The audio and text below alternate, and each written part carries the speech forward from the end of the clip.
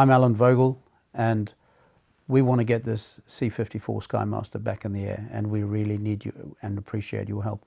We need about £1 million to get this aeroplane flying and shipshape, and this is all part of the restoration. We have already been gifted a whole lot of money, but we do need more.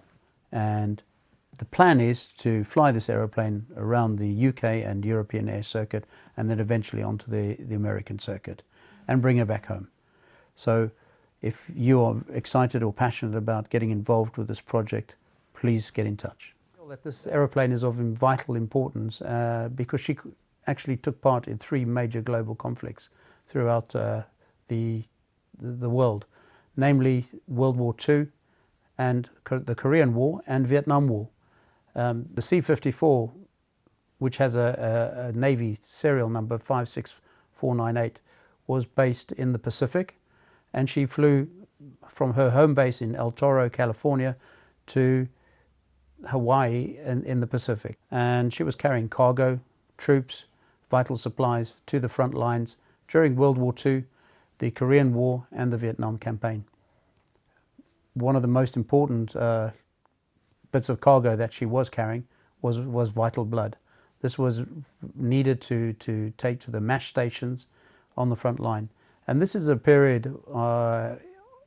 during the World War II in March 1945, building up to September, when they were taking the islands towards Japan. So she was very active in that role.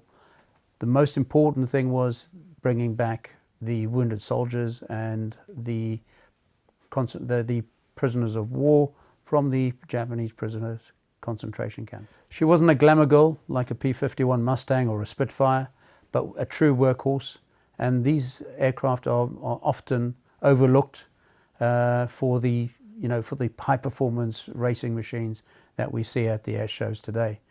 But she is a thing of beauty. She's a fantastic aeroplane, and she can still be restored to flying condition, and so that we can fly it to the Berlin Airlift Centenary, the 70th anniversary in Germany, hopefully next year, which is 2019. That would be the 70th anniversary of the commemoration of the Berlin Airlift. Our intention is to actually operate this aircraft as a flying classroom, a flying museum or an exhibit. She is configured as a hospital ship, a cargo carrier, and a troop carrier. Yeah. The very first squadron that this aircraft ever went onto was VR-11 Squadron, and this was during World War II. An important note here was that she was bringing back wounded soldiers and repatriating POWs. And she operated in the Pacific, namely Guam, Japan, and Hawaii. And then, at that time, Hawaii was a halfway point. It was an area where injured soldiers could be assessed, and then once they've been assessed, and depending on how critical they were then transported back to the mainland of the USA. Those that weren't too badly wounded normally stayed behind for R&R in Hawaii, and when they were ready, they went back to the front line. That's when she would have been a troop ship and taking Marines back to the front line. During World War II, this was a build-up of going into Japan, and so they were taking island by island, and it all started with the Battle of Iwo Jima and Okinawa, and this is where all the old Japanese air bases were then transformed into US military and marine bases. She would have been landing on those islands and dropping vital supplies for troops, and then repatriating the fallen or wounded soldiers. She remained in the Pacific theater up until 1948. That's when the Korean War started and the Korean campaign started heating up. She was part of a squadron called VR-6 at that time. And what is very pertinent at the moment is that the scheme and the markings that she's in at the moment is the Atlantic Division scheme. This was a Berlin Airlift scheme. The VR-6 squadron was a Berlin Airlift squadron, and 3/4 of the squadron actually moved up into the UK and into Europe to assist with the Berlin Airlift of 1948-49.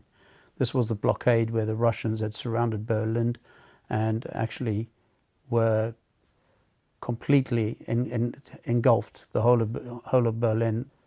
VR-6 squadron operated during the Berlin airlift by taking in vital supplies to Germany that were needed while she was under siege from Russia. She was one of many thousands of DC-4s and C-54s and DC-3s and many other aircraft that flew out of the UK, out of England, into Berlin to actually feed the people of Germany and support the people of Germany. She, however, remained in the Pacific, and that was at a time when the Korean War was just about to heat up. And she flew with a Marine Corps squadron during the Korean campaign and remained within that Pacific theatre for that time. What we do know that she was based at Naval Air Station Iwakuni in Japan with VR-152 squadron, VMR 152, which then amalgamated with VMR 253. These two squadrons then formed and became one big squadron. And she was flying into Korea, and we know that the squadron did over 11,000 hours in sorties and carried over 30,000 troops to the front line during that period. We also know that she moved over 5.5 million tons of cargo through that time as well during the Korean campaign. In 1955, the Vietnam War campaign started to take shape, and this was quite a long campaign. It went from 55 and ended in about 75, and we know that this aircraft remained within that area of war, and she was based in Japan at that time. After 30 odd years of military service and in that campaign of the Pacific Theatre, she then was transformed into a civilian tanker, sprayer, freighter type aircraft, and she worked in the civilian industry doing this role for approximately another 8 to 9 years. In about 1987 she was sold. In 1996 the aircraft was purchased by Atlantic Warbirds in America. This was a group of enthusiasts, very much like ourselves, who wanted to restore a C-54 Skymaster and take it on tour around America and show off to the people there. They operated this aircraft very successfully for a period of about 6 years. And then the reason why she came to England was to feature in a big budget Hollywood blockbuster film about the Candy Bomber, which was all about the Berlin airlift. Hence she was put into the scheme that we see her in today. Now she is marked up in an Atlantic Division scheme. This is not quite right for the scheme of the aircraft. If we go through her history, she was never marked up as an Atlantic bird, but she was always a Pacific bird. So what we are going to do is we're going to make a subtle change and change the Atlantic Division to Pacific Division. Then the colours and the coding and everything would be quite appropriate for her to operate in that. Sadly, in 2002, the film didn't materialise and she was put up for sale. So Mr. Henry Hyde purchased these aircraft in 2012, 2013. Sadly, one aeroplane was scrapped. Its condition was rather poor, and Henry was 100% sure that this aeroplane wasn't going to be able to fly again. A lot of the spares and bits from that aeroplane were salvaged and saved, and we're hoping to incorporate any parts that we do need to keep our aeroplane flying will go into this project. We've got 6 engines for this aircraft, all of which need to be zero timed, and this is part of the FAA requirements that we need to do for this aircraft.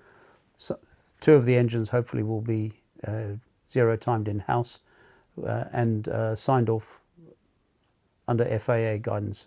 The other engines we are hoping to get sent to the USA, and this is just for speed of the project to try and get them overhauled in super quick speed.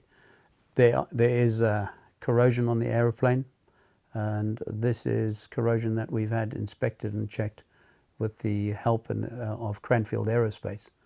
And we have a McDonnell Douglas repair scheme which we hope will satisfy the FAA, and most importantly that Cranfield will be able to give us the go-ahead and the green light to do the repairs on this project. All the avionics in the aircraft need to be overhauled because they've been sitting in the airplane for a long time, unserviced, and we've got a fantastic sponsor on board called Avion Care, a local company, and they've taken it upon themselves to facilitate us and help us with the overhaul of all the instruments and get these all back into shipshape condition, which is fantastic. This is the kind of interaction we're really looking for with sponsors in the industry, and to encourage them to come on board and to assist us with getting this aeroplane back in the air again. There's fabric work that needs to be done on the aeroplane, and again this is a very old skill that because we don't make fabric in aeroplanes anymore, so we have to go back to the days of Grandad's workshop and the old English wheel, and this is exciting stuff. We've got a lot of young guys and that have come on board, and these are skills that need to be transferred down through the generations onto our young guys and volunteers. Everything we do on this aeroplane is going to get checked and signed off and inspected by FAA approved inspectors, and so we're doing it by the book.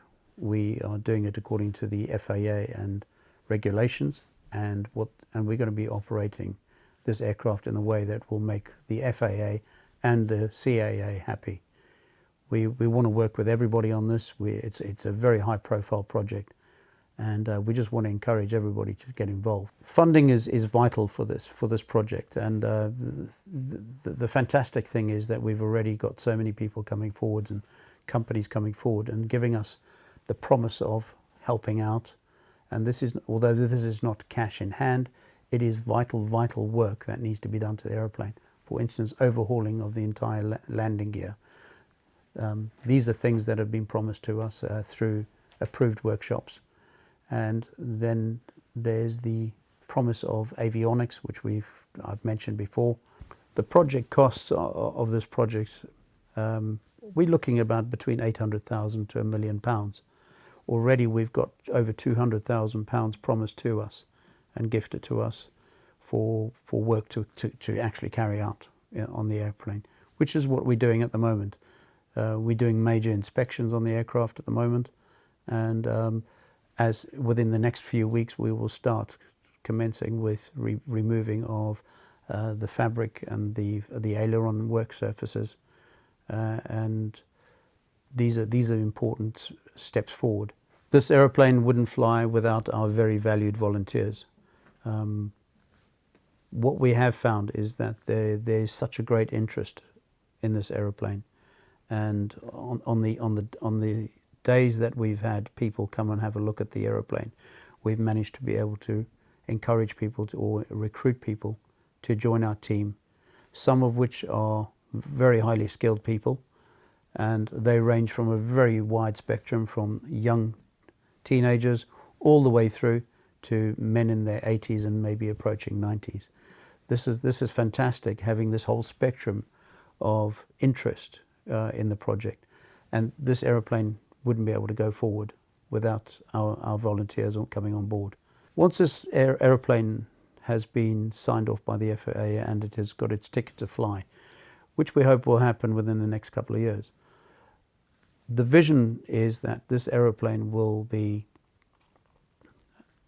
it'll have a life of 30 plus years, which will take it up to be an aeroplane of about 100-year-old. Now that'll be incredible. There's no reason why it cannot fly for another 30 to 35 years, given the fact that the volunteers and the engineers can look after it, maintain it, and that we can keep the funding coming so that we can operate the aeroplane. The vision for the C-54 Skymaster is to set up a trust and then build on that for the next 30 to 35 years with facilities where people can come along and visit and can actually experience the aeroplane. The aeroplane will be operational.